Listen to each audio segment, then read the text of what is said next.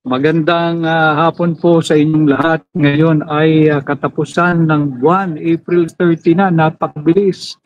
April 30, 5:35 po ng hapon.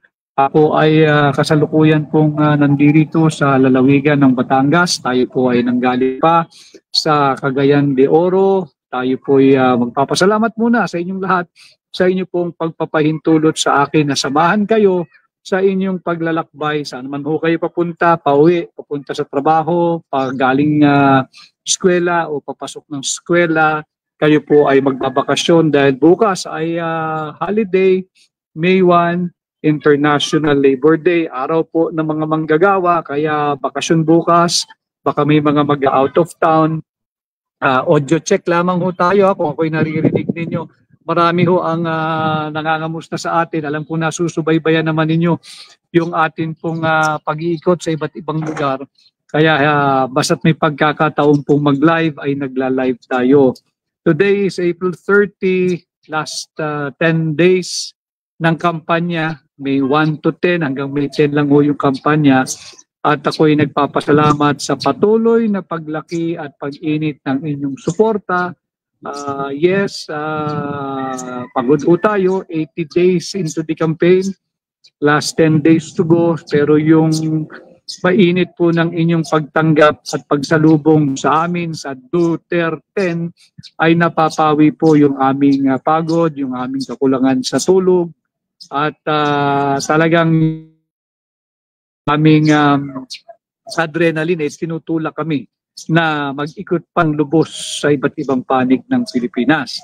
Minsan ay kami magkakasama, yung Duterte, pero meron din pagkakataon, marami po yun, na kami ay hiwa-hiwalay na lugar para mas marami po kaming ma-cover na lugar. Alam mo nyo, sa tila sa papel lang napakahaba ng 90 days, pero sa totohanan, napakalaki po ng Pilipinas.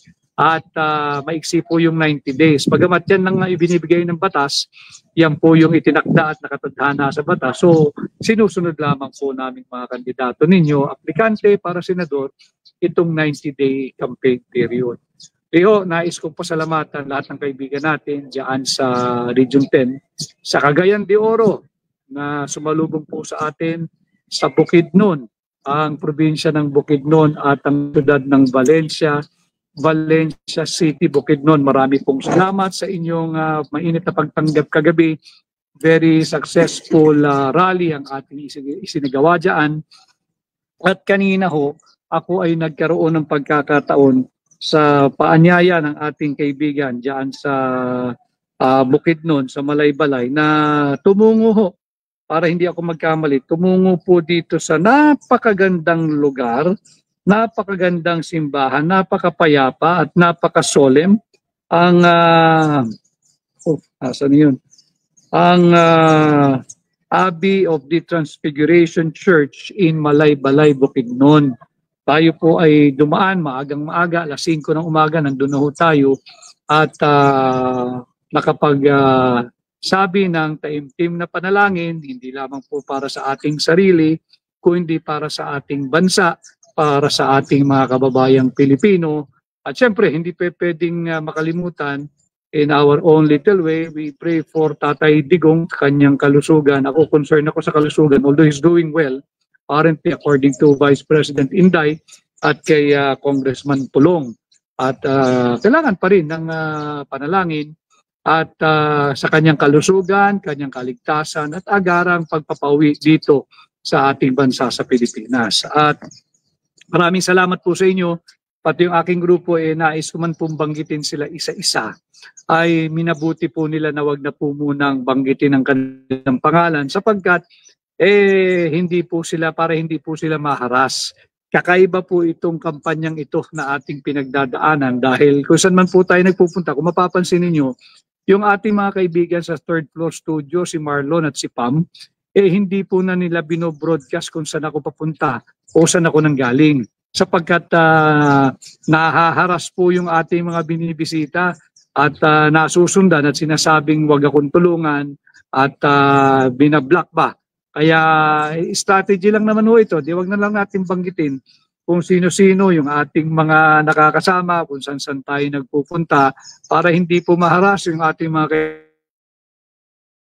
kawawa naman, nagmamagandang loob, tumutulong, naniniwala sa ipinaglalaban at advokasya ng hakbang ng maisog na humihingi ng transparency, accountability, peace and security, sila pa ho yung nahaharas o kaya alam nyo na, baka kung ano-ano pa gawin sa hanap buhay, sa profesyon, sa kanilang personal na seguridad. So yung akin nung patuloy na pakiusap, sana ho 10 days to go, tulungan po ninyo, number 56 sa balota, Attorney Vic Rodriguez, Senador po ninyo, Pilipino, abogado, maisog, tulungan po ninyo sa Senado ngayong May 12. At pa-shout out po Coca-Cola Village, Davao City, mabuhay po kayo, solid PDP 10 to 10. Si Owen Ad, ganun din po kay Owen Ad, kay Arlene Go See It, maraming salamat. Si Erica Coropi, maraming salamat. Evelyn Estorninos, maraming salamat sa iyo. Ganun din kay Felisa, ang bilis. At ganun din kay Rescue 25, Solid Duter 10. Kay Mami Ai, maraming salamat sa iyo. Kay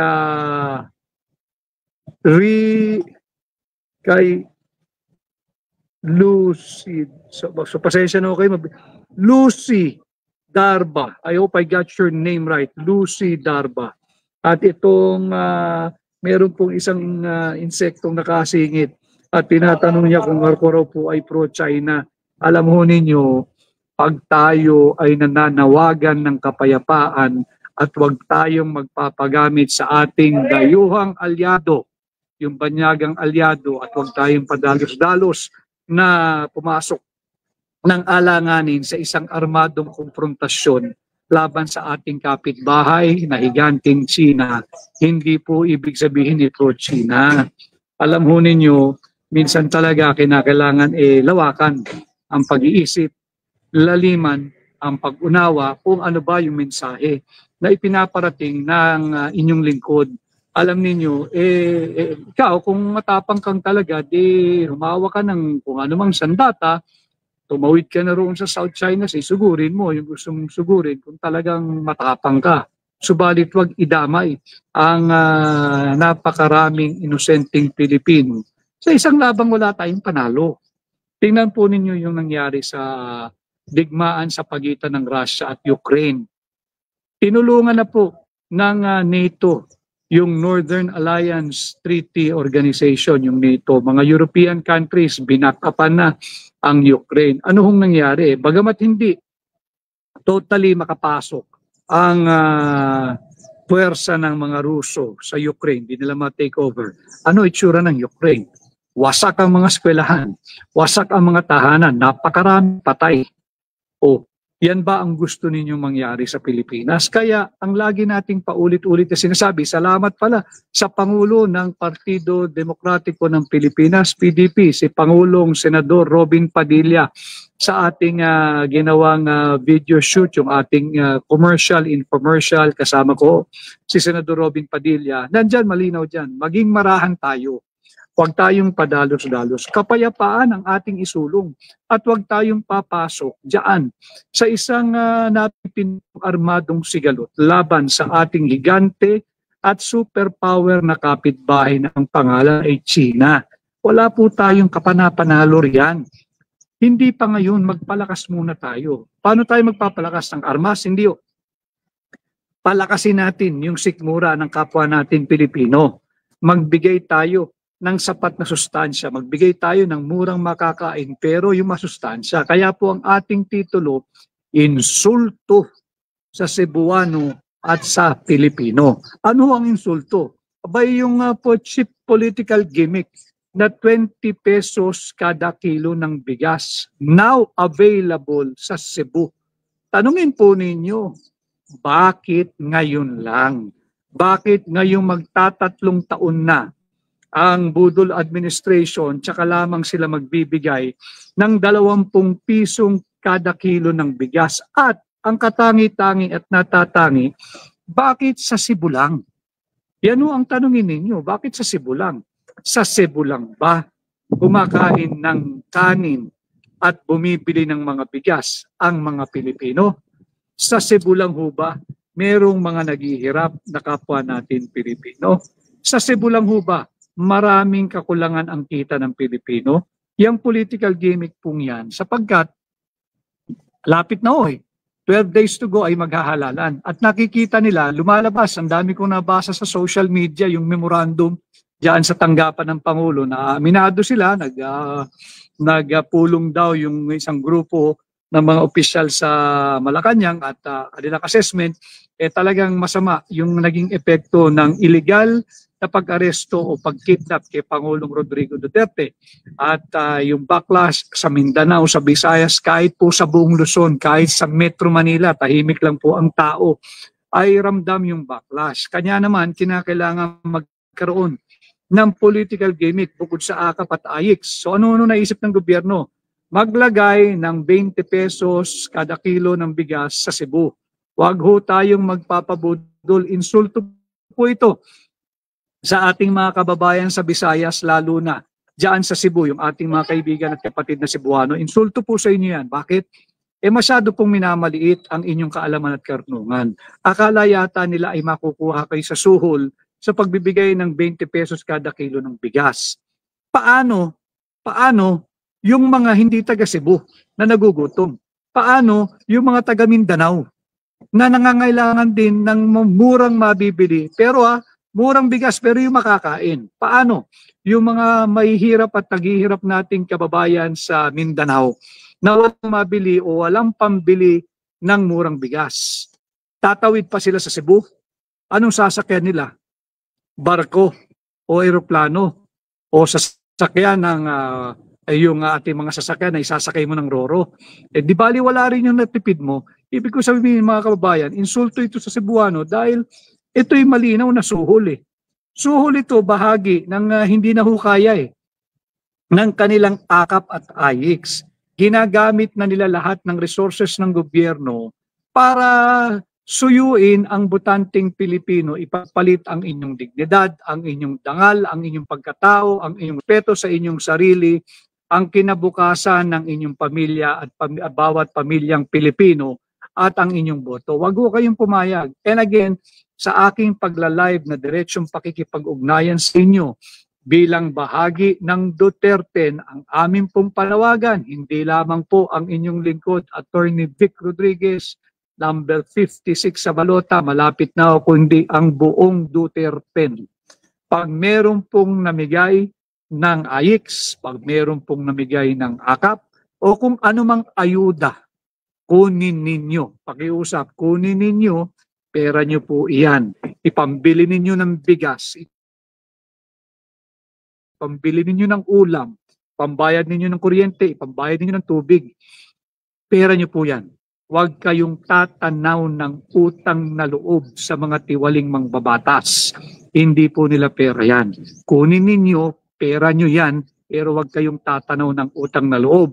Hindi dahil sa tayo ay katulad nilang mga ingrato. Hindi. Bagamat, ang ibig sabihin ko lamang po, huwag kayong tatanggap, huwag kayong tatanaw ng utang na loob. Hindi dahil ingrato tayo. Kung hindi, mulat na po ang sambayan ng Pilipino. Alam natin na bahagi ito ng patuloy at sistematikong pambubudol na ating dinaranas sa ilalim ng Marcos administration. Kunin ninyo, pera nyo po yan Pero huwag ninyong isasangla kahit panandalian, lalong-lalo na huwag ninyong ibebenta ang inyong dignidad, ang inyong karakter, ang inyong pagkatao, ang inyong dangal, ang inyong self-respect, ang inyong boto, at ang kinabukasan ng inyong pamilya, at ang kinabukasan ng kabataang Pilipino. Kunin lang po ninyo, pera nyo po yan At salamat po sa ating mga kapatid sa Bangsamoro sa inyong pagsuporta po sa ating kandidatura. Kay Joshua Santillan, ang magbibigay boses sa ating sa Senado number 56, Vic Rodriguez. Maraming salamat sa iyo. Ganun din kay Wilter Claribal, kay The Last Beauty Duterte, kay Mark, iboboto ko po kayo, Attorney Vic. Maraming salamat. Again, yung insulto nga po sa Cebuano at sa Pilipino. Bakit sa Pilipino? Alam mo natin pambubudol, hindi ho kayang ituloy ng gobyerno itong 20 pesos kada kilo ng bigas lamang. Sapagkat subsidize po natin yan eh. Subsidize yan. Saan galing yung subsidy? Sa buwis po na ating binabayad. Ngayon, meron bang sobrang koleksyon? Sobra-sobra ba yung koleksyon? Kulang nga po eh. For this year, kagaya ng ating nabanggit na dito in many live that I've made before you, nung pinasa nila yung 6.326 trillion pesos budget, shortfall, may budget gap or may budget deficit na ho, nahigit kumulang ay 1.8 trillion. Kulang na. So saan kukunin yung 1.8 trillion? Unless they will introduce a new tax measure o kaya hihigitan yung collection o kaya mangungutang. Tsaka lang natin magagawa ng paraan yung shortfall or budget deficit or budget gap ng 1.4 trillion o 1.7, 1.8 trillion pesos for this year. Dagdag nyo po yung subsidiya na gagawin nila para pagtakpan yung inefficiency, incompetence. Wala talagang kakayahan ng administrasyong ito, kaya nagbibigay ng 20 pesos kada kilo ng bigas. Subsidize po iyan. Kung ang pinakamura halimbawa po ng kilo ng bigas ay 35, saan galing yung pampuno mo ng 15 pesos kada kilo ng bigas? Sa atin din po iyon eh. Pera natin yun sa buwis o kaya uutangin nila, babayaran din po natin sa pamamagitan ng buwis. Hanggang kailan? Hanggang kailan nila kayang magbigay ng 20 pesos kada kilo ng bigas diyan sa Cebu? Baka pagkatapos ng kampanya, pagkatapos ng halalan, wala na rin yung 20 pesos kilo ng bigas. Kaya nga po iniinsulto kayo, binubudol kayo yung ating mga kasamang Cebuano. Mag-isip-isip po kayo sa ating mga kaibigang Cebuano dyan sa Visayas. Ito'y bahagi ng isang patuloy at sistematikong pambubudol ng administrasyong ito. Itong 20 pesos kada kilo ng bigas na subsidized, hindi po ito sustainable. Hindi kayang isustain ito ng pamahalaan. Wala pong pera ang gobyerno eh. Walang pera ang gobyerno. Ang masaklap pa, mali na nga po yung direksyon ng ating bansa kung ano-ano pa yung maling prioridad na isinusulong ng Marcos Jr. administration. Halimbawa, hindi mo na mapakain ng murang bigas na makakain, yung kalidad ba, yung quality, ang iyong mamamayan, bibili pa ho sila ng $5.58 billion ng gera, ng eroplanong panggera o yung eroplanong pandigma. Yan po, nalathala po yan sa napakaraming balitang platform, social media at yan po sa traditional media. $5.58 billion worth of F-16 jets. 20 bibilin. Saan kukunin ang pera? Uutangin. Yan ang sinabi rin ng pamahalaan. Uutangin yung $5.58 billion. Mali yung prioridad eh. Wala kang maibigay na murang bigas. Bibili ka pa ng gamit pandigma, ng eroplanong pandigma. 20. Ito namang mga giliw na giliw, yung mga whether nasa gobyerno or ordinaryong tao, akala nila sinusundan yung propaganda lang ng gobyerno, palalakasin daw yung ating depensa sa himpapawid. Hindi po lalakas sapagkat 20 lang yun eh. 20 lamang yung eroplanong pandigmang yan. Alam mo ba ninyo kung gaano karami yung eroplanong pandigma ng ating mga kapitbahay? Hindi po tayo tatagal kung sakasakali maglalaban at magkakaroon ng armadong konfrontasyon. Hindi ko sinasabing huwag nating palakasin ang ating armed forces. Unahin muna natin yung sikmura ng ordinaryong Pilipino. Dahil pag tayo napasabak sa isang armadong konfrontasyon, kulang din po yung bilang o hanay ng ating mga kasundaluhan. Kulang din po yung bilang o hanay ng ating mga kapulisan. Saan kukuha yan? Sa civilian population. Magre-recruit yan. Paano lalaban ng civilian population kung mismong sarili nila hindi nila mapakain? Hindi mo na mapakain, hindi na nga tumitigil yung pagkalam ng iyong sikmura, lalaban ka pa sa isang armadong konfrontasyon. Ito po ay isang maling direksyon ng ating pamahalaan. Kaya nga po tayo ay patuloy na nakikiusap sa inyong lahat. Dapat maunawaan natin kung ano ang nakataya ngayong darating na May 12, 2025 midterm election.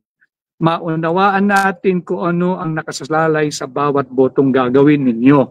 Huwag tayong magpapasilaw sa akap Huwag tayo magpapasilaw sa AIX. Huwag tayo magpapasilaw sa kahit anong pananalaping kanilang ibibigay sa inyo para lamang pagpalit nyo yung inyong boto. Huwag bansa naman.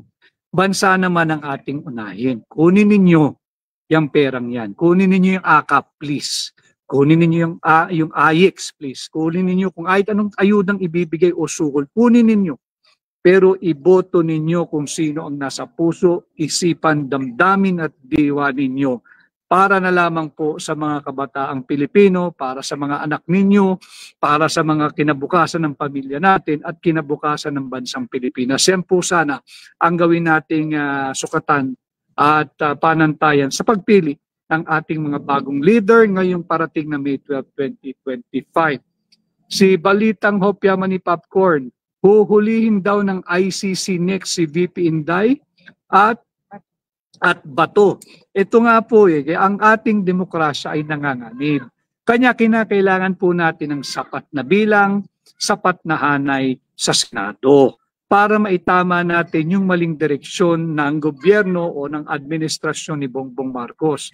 Tulungan po ninyo ang Duterte. Tulungan po ninyo si Senador Pastor Apollo Kibuloy, number 53 sa balota. Tulungan po ninyo si Dr. Richard Marites Mata. Tulungan po ninyo si Senador, aking kaibigan, sinserong tao, tapat na kaibigan, Senador Philip Ipe Salvador. Ito po'y kabahagi ng Duterte. Sino pa?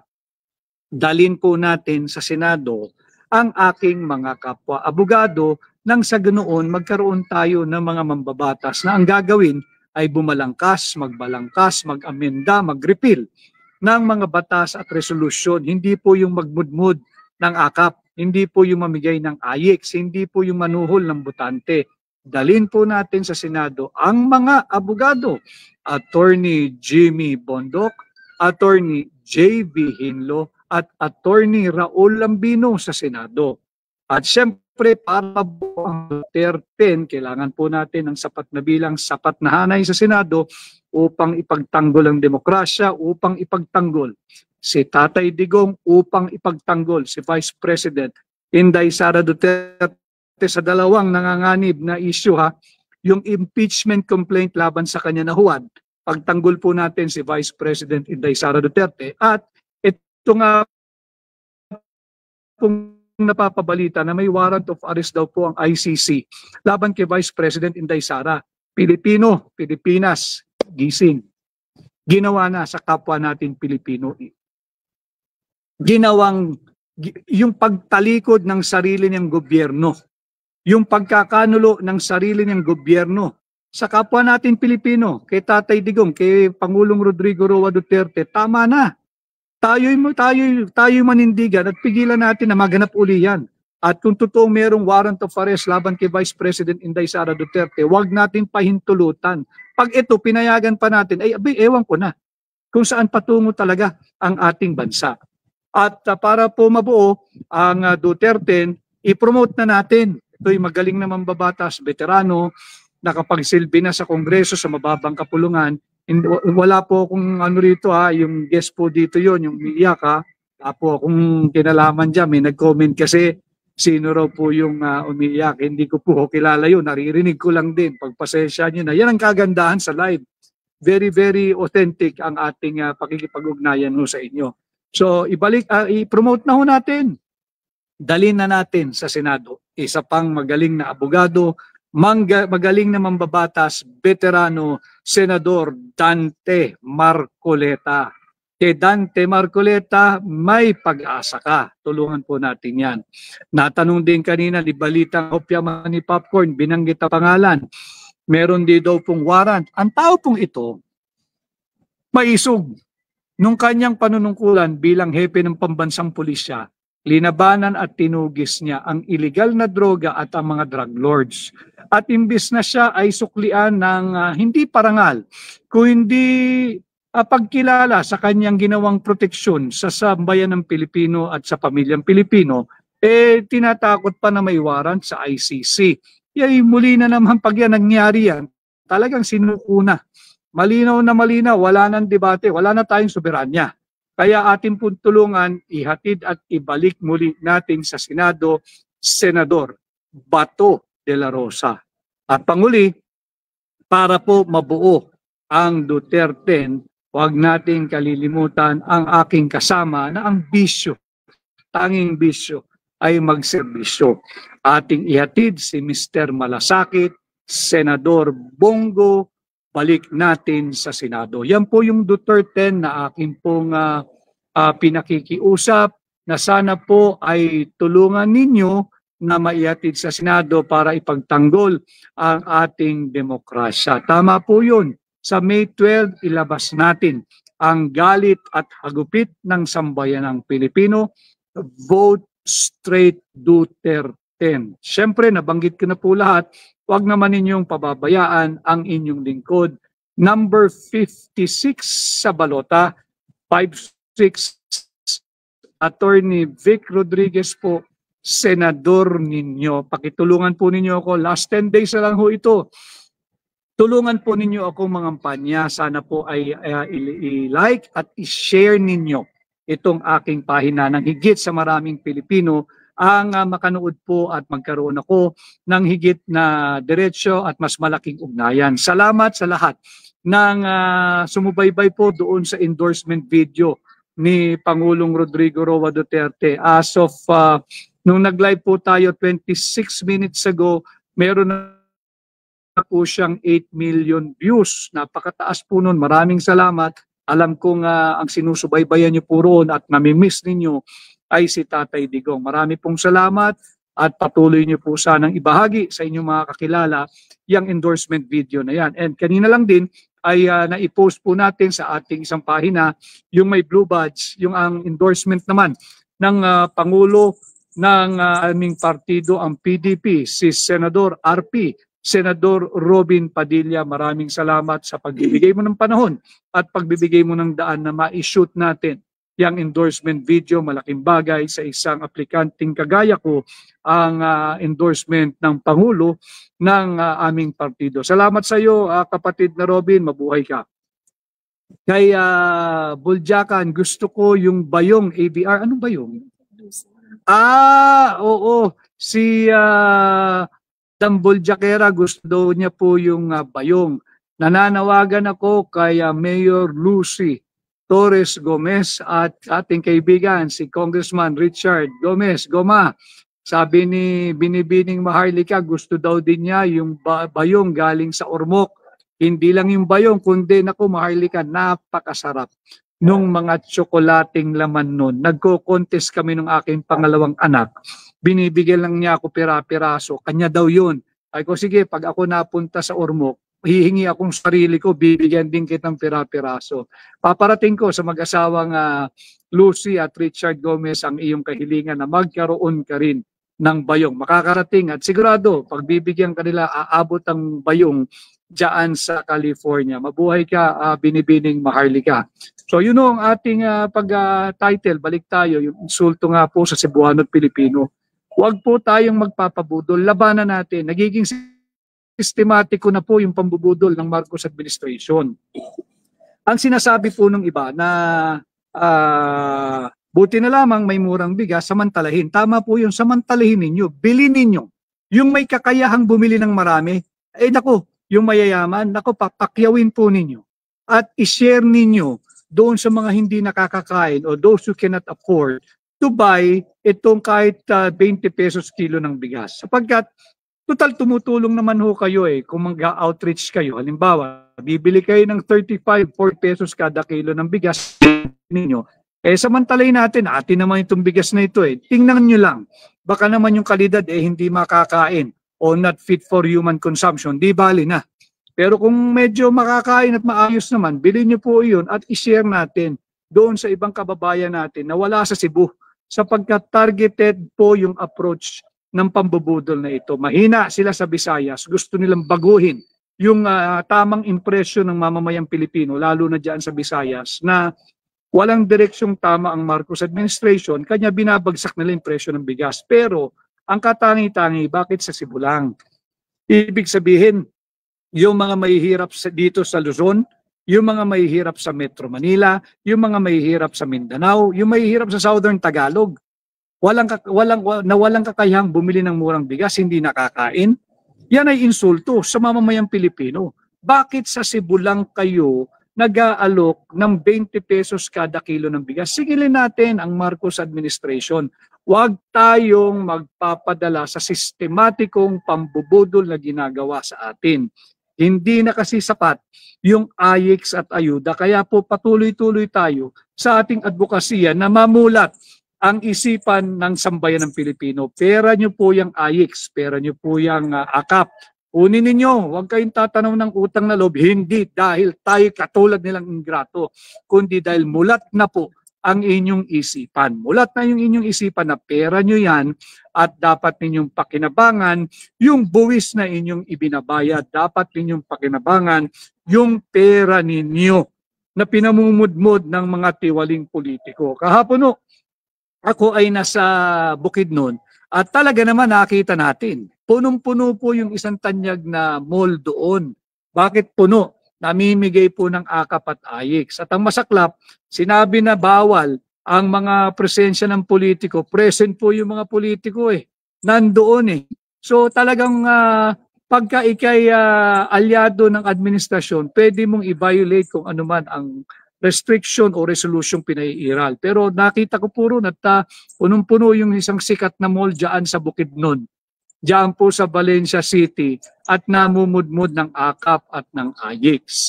Kaya Laila pa, grupo ni Teresita Angsi binatikos ang PNP at media dahil pinaniwalaan agad ang statement ng mismong anak ng suspect na mismong anak ang mastermind sa pagkidnap at pagpaslang sa businessman na si Ginoong Ke. Laila Pag, alam ho ninyo, maraming dapat panagutan ang ating pambansang pulisya. Nakikiramay po ako sa pamilya at akin pong pinaabot ang aking pakikiramay na malungkot to ang aking pagising kaninang umaga sapagkat ang aking rinerespeto 89 years old, kaibigan ko ito at number 1 campaigner po ni Attorney Vic Rodriguez sa buong Aklan. Si Manong Johnny Dayang. Tawag po sa kanya, Tatay Johnny. Kaibigan ko po ito. Malakas pa po si Manong Johnny. Napakasipag. Pinas lang po kagabi sa kanyang, sa loob mismo ng kanyang pamamahay. Siya'y binaril. Hindi lamang siya'y kaibigan ko, kundi hindi po 89 years old na po yun At yun namang nasa likod, yung mastermind ng pagpaslang kay Mang Johnny, kay Manong Johnny Dayang, napakaduwag ninyo. 89 years old na yung matanda. Para nyo ng lolo yan, kundi man tatay. Trinato nyo ng ganon. Dalawa pa raw yung nakabonet na sumingit yung kamay doon sa kanyang bakuran at saka siya binaril at pinaslang.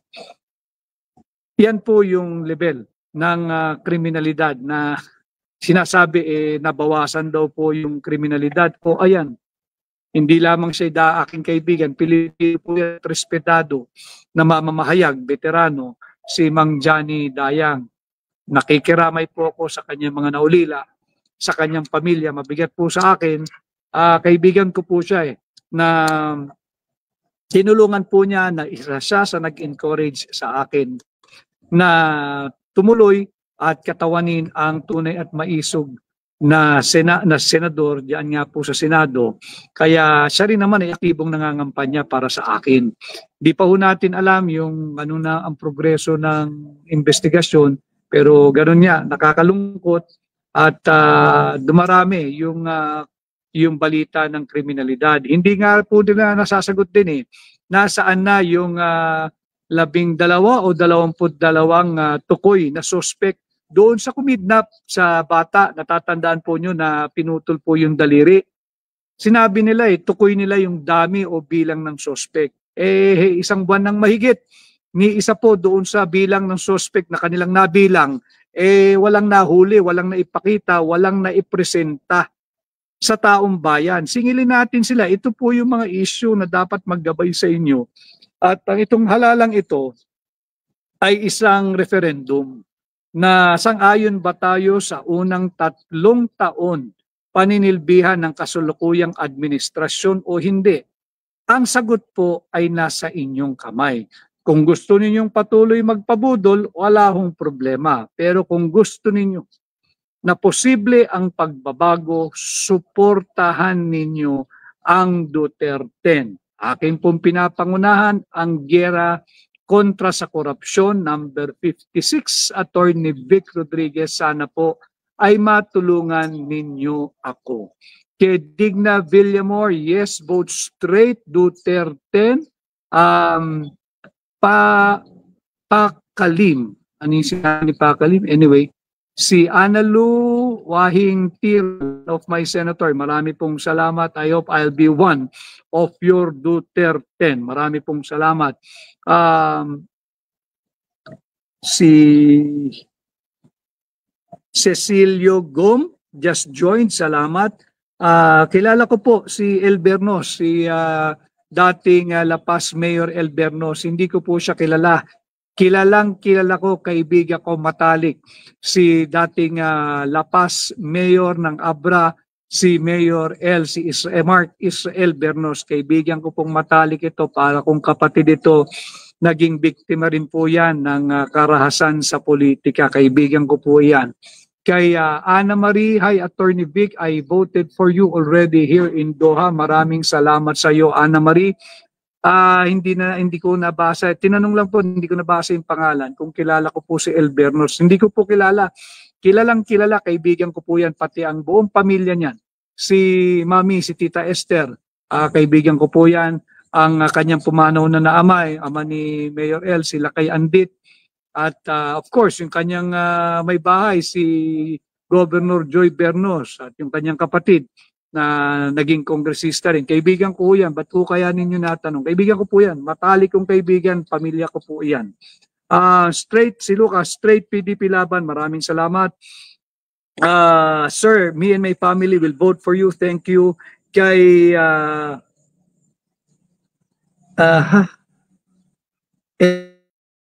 Erica Linguita. Maraming salamat. Erica Linguita. Kay Jake, just join. Salamat. Ayun, Erica Languita de Torres. Hi, Attorney Vic. Hi, Erica. Mabuhay ka. Kay Elin, iboboto po namin kayo. Maraming salamat. Kay Gary Maxilyom, landslide victory for Duterte. Maraming salamat, Gary. Ay shout out kay Cristina de Guzman. Cristina de Guzman of Tarlac. Tarlac, mabuhay po kayo. Yung kanyang librong Kingmaker ay nabasa na po. Meron pa ako nakasabay kahapon. Pabalik po ng kahapon ba yun o kanina? Hindi ko na alam yung araw dahil lipad do kami ng lipad. Nakatabi ko sa plano, tinanong niya yung libro.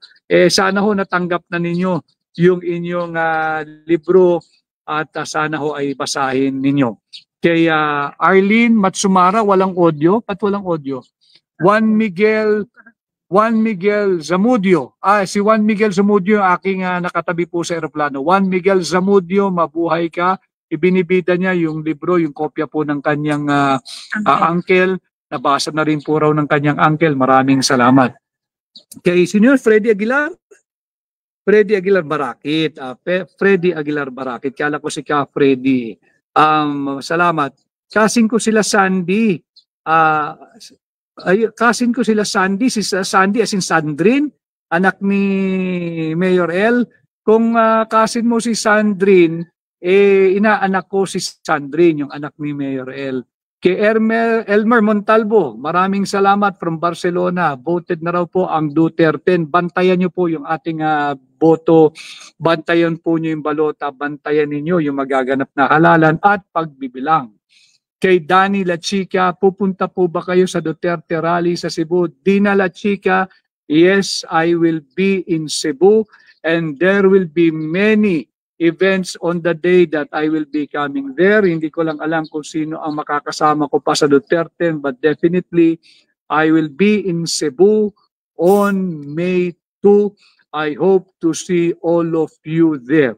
Marami pong kaganapan na darating na May 2. At dyan nga, ating ipapaalala sa ating mga kasamahang Bisaya, lalong-lalo na ang Cebuano, Huwag ho kayong papayag sa insultong ibinibigay sa inyo ng budol administration. Ito'y pangbubudol.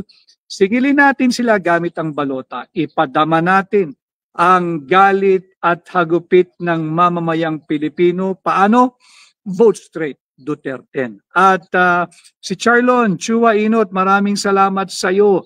Kay Feli Navarro, maraming salamat at sa iyong pagsubaybay. Si BJ Lapay, maraming salamat. Solid kami sa Bohol, Attorney Vic, maraming salamat. Hindi ko lang mabasa yung inyong pangalan. Say kay Kristen Fuentes, kay Lynn Yatar, hello po, Attorney Vic, hello din sa iyo, mabuhay ka. Kay Along Jem, watching from Toronto. Si Percy Memoria, kay Lisel Ginza Deloy, na video ko habang na mabilis eh. Ganun din ho kay Rosel, maraming salamat. Kay Dexy24, kay Sonzi Monzar, salamat. Kay Jason Solid Leyte PDP, salamat sa iyo. Kay Maria from Davao, marami pong salamat. At doon po sa mga ilan-ilan na naglalagay dito, sumasali sa ating live na hindi raw po tayo iboboto, salamat pa rin at ikay nanonood at naririto, marahil ay gusto mong may matutunan at mabawas-bawasan ang iyong kakulangan sa kaalaman, mag-stick ka lang dito sa ating channel at makinig at sigurado may marong ka mapupulot na aral at kaalaman na maaari mong gawing gabay sa iyong araw-araw na pamumuhay. So ulitin ko yung issue ng kriminalidad, nakikiramay ako sa pamilya ng aking kaibigan, aking kinikilala, parang tatay, parang lolo, si Manong Johnny Dayang. May you rest in peace. You do not deserve what was done to you. Ako'y bibisita sa iyong wake, sigurado yon kahit ako'y busy, kahit magsara ako ng isang araw. You have done so much for me, Manong Johnny Dayang. Maraming salamat sa iyong pagtiwala at iba ho yung tao 89 years old ho yun. Pero hindi po yun napapagod, hindi po yun tumitigil ng pagkilos, pag-organisa. In fact, meron pa ho siyang ginagawang isang rally supposedly for me ngayong darating na May 7. At huli po kami nagkita last week lamang. Nagkita kami sa Iloilo nung ako po ay nag-attend ng rally. Nandun din si Manong Johnny. Kasi tawid lang naman yan Iloilo, Aklan, isang area lang naman yan. Nandun ho siya para magpahatid din ng suporta. And I was really looking forward na magkikita muli kami ng May 7. Pero sadyang ganyan po ang buhay. Kanya lahat po ng ating kaibigan, lahat ng ating pamilya, lahat ng ating mga mahal sa buhay, kaibigan, kapamilya. Hanggat may pagkakataon, wag na po tayong mag-atubili. Ipadama natin yung ating appreciation, yung ating pasasalamat, ating pagmahal, at hindi natin alam kung ano po ang nakalaan kinabukasan. Ganon din po kami sa Duterte. We are offering ourselves sa inyo, mamamayang Pilipino. Ako po personally ay tinanggap ko ang hamon na pamunuan ang tunay at maisog na oposisyon sa Senado.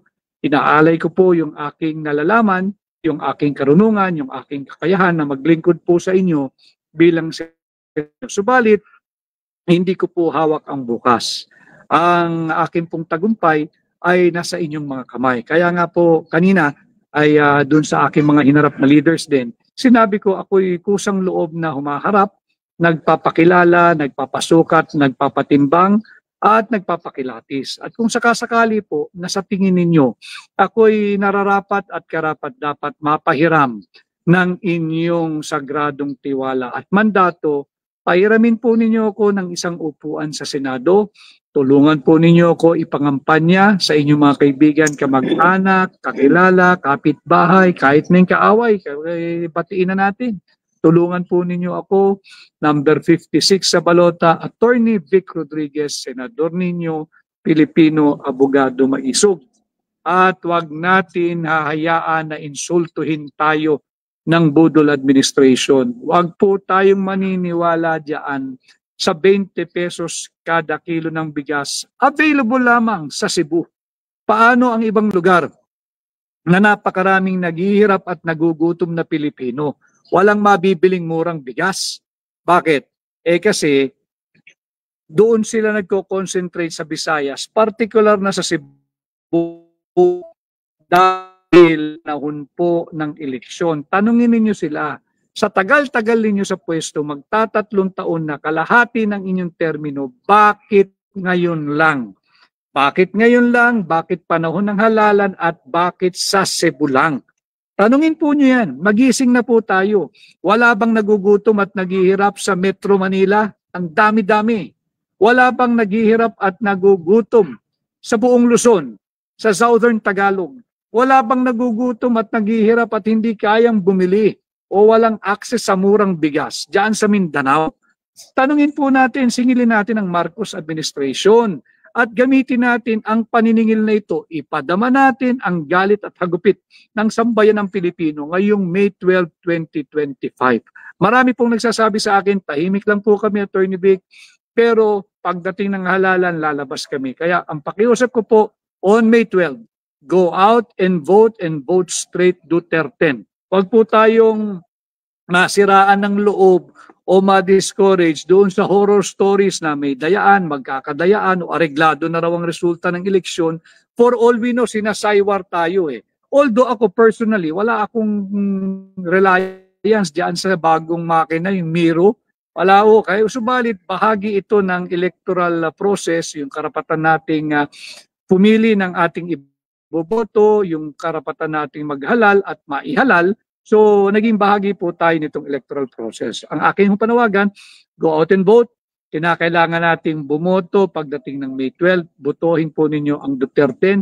Ito ang magtatanggol sa demokrasya natin dito sa Pilipinas. Ito ang magtatanggol patuloy ng kay Pangulong Rodrigo Roa Duterte. Ito ang magpapatuloy sa Duterte legacy. At ito rin ho ang magtatanggol kay Vice President Inday Sara Duterte. Alam mo ninyo, si Inday Sara, uulit-ulitin ko, ay pinahiram ng sagradong boto at mandato ng 32 milyong Pilipino, 32 million Filipinos. Ngayon, ang nais gawin ng ilang tiwali at elitistang mambabatas, nakawin ang posisyon ng pangalawang Pangulo mula sa ating mga Pilipino. Hindi lamang po kay Inday Sara.